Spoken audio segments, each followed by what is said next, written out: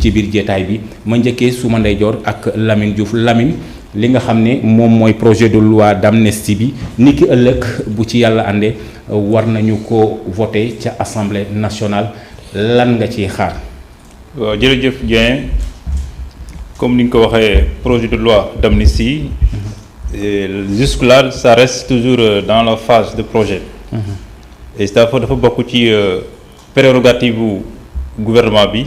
Gouvernement bi aussi nekk institution. ci anam bi ñuy jëlee loi yi ñuy tëggee loi yi ñoom dañ ci am wàll. ñu bokk ko aussi député yi. bu dee député yi bon on parlera de proposition de loi. bu dee kii bi la exécutif bi. mu nekk projet de loi. Donc bon le projet a été soumis à l'examen de la commission des lois. Tey bu dee ñooñu pare nañ ci liggéey boobu ñu war ko jàllale ci. Plénière suba pour xool ni ñu koy voté.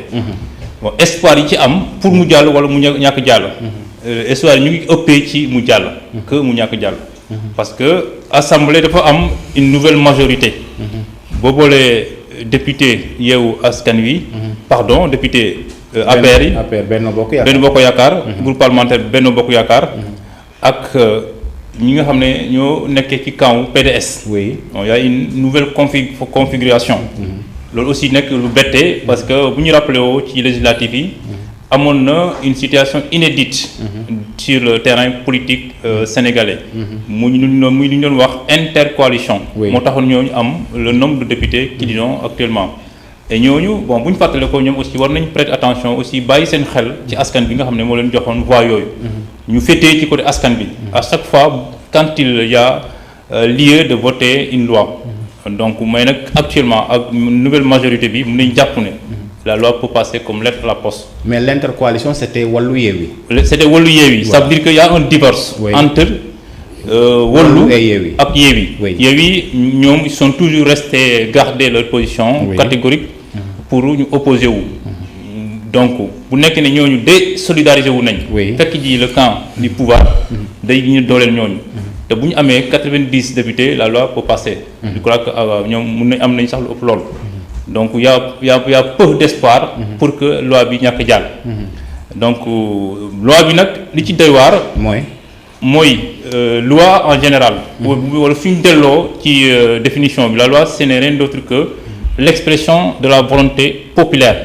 ça veut dire que loi suñ ko équité ci réew. boo bàyyee xel population bi seen réaction. war na nekk loo xam ne ñoom d'abord dañ koy accueillir à bras ouverts.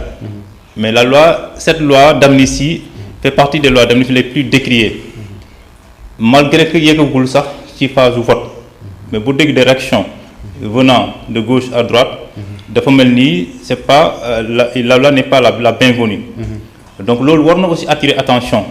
qui porte loi bi d'abord mooy le gouvernement. lan moo tax bon ñoom ñu jël projet de loi boo xam ne askan bi ñu koy utal ñoom sont pas. d'accord wuñ ci en quelque sorte.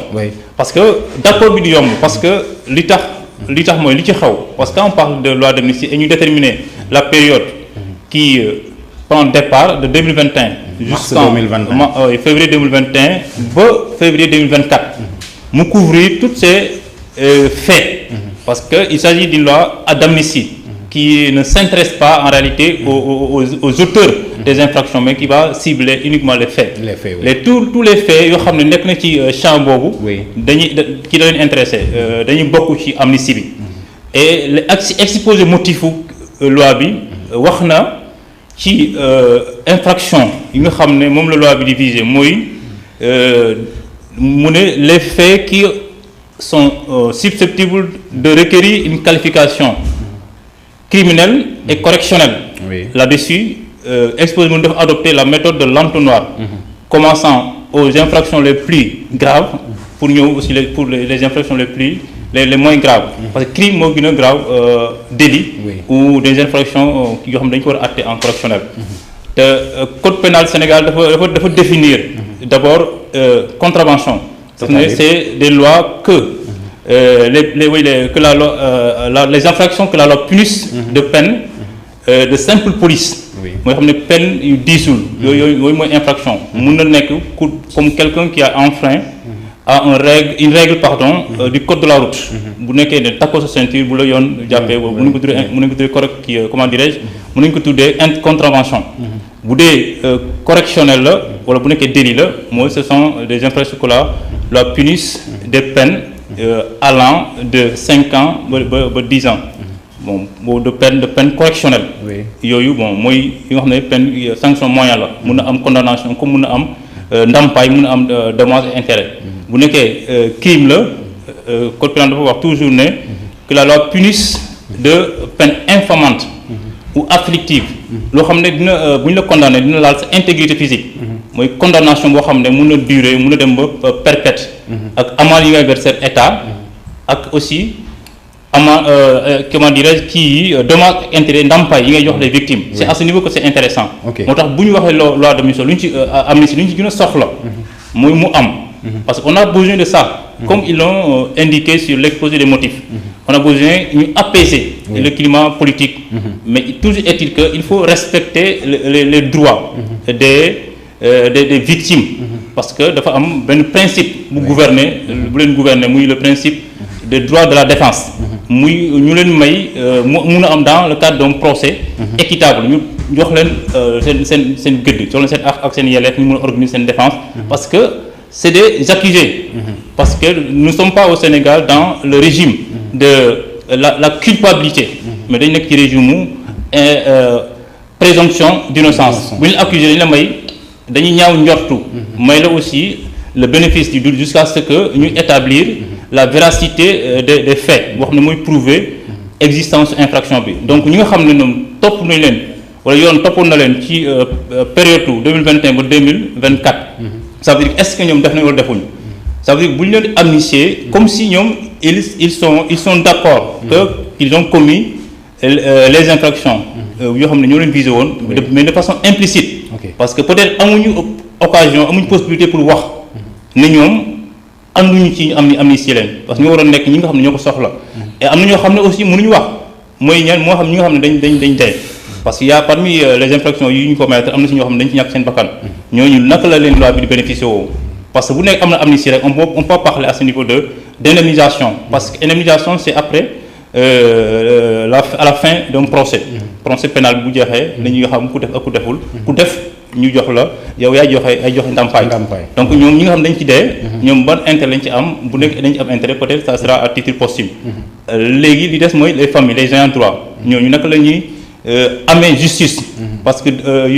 état justice dafa bokk ci 3 poutres maîtresses yoo xam ne ñooy téye édifice su état à côté du pouvoir parlementaire le pouvoir exécutif il y a le pouvoir judiciaire le pouvoir judiciaire dañ ko war a may opportunité mu def liggéeyam mooy à ce que la procédure pénale suit son cours du début à la fin dans le cadre d'un procès toujours équitable pour respecter le droit des victimes des victimes et des présumés auteurs de ces infractions mais su nekkee loolu amul ñu amnistier leen ça veut dire que ñooñu est-ce que nañ am possibilité boo justice mën a ñëw seen côté loolu aussi dafa bokk ci luy jeter un discrédit sur l'appareil judiciaire bon on peut pas les accuser à tort parce que là c'est le président qui est en train d'agir xam naa sax le président de la République nekkoon amoon na possibilité pour passer par un autre moyen qu'à travers l'Assemblée parce que mënul jaar feneen parce que bu doon grâce la sax naam boobu c'est une prérogative exclusive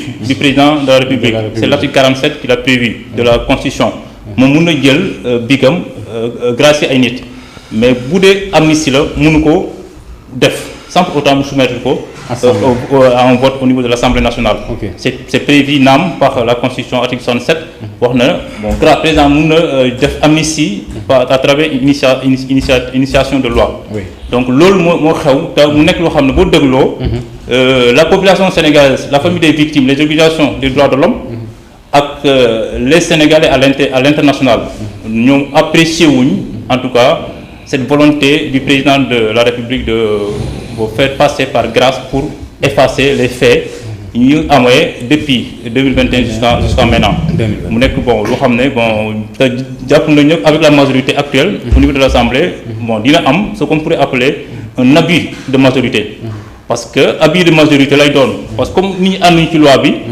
bu ñu ko voté mu jàll ça veut dire que jàll na naam mais nit ñi ànduñu ci parce que la loi est d'emblée imposée par le président parce que quand il parlait de il va instruire son gouvernement te dafa nekk député yoo xam ne ñoom ils l'ont déjà dit ñoom dañoo xam ne nekkuñu les députés du peuple ñoom wutal nañ seen bopp tur ñoom ne député Macky Sall lañ lu mu leen wax dañ koy def c'est là où c'est dangereux. Les députés du président quoi. Oui, députés du président. Okay. Alors ils devraient être des députés du peuple. Oui. Parce que quand on parle d'Assemblée nationale, représentants du peuple, nous avons un honorable député. Malheureusement, ils n'ont pas compris la mission. Ils leur sont assignés. Bon, décision pour voter la loi. Ce n'est rien d'autre qu'une loi léonine. Une loi c'est pas apprécié par la majeure partie des populations. Okay. Voilà. D'accord. maa ngi ñëwaat ci yow Lamine bu ci yàlla àndee alors Makou Mandela dégg nga sànq ci biir ay waxu Lamine mu ne bien vrai que nag xëy na président li mu fi mu toll jamono ji mooy lu jëm ci wàllum réconciliation déggoo waatu juboo et tout xëy na peut-être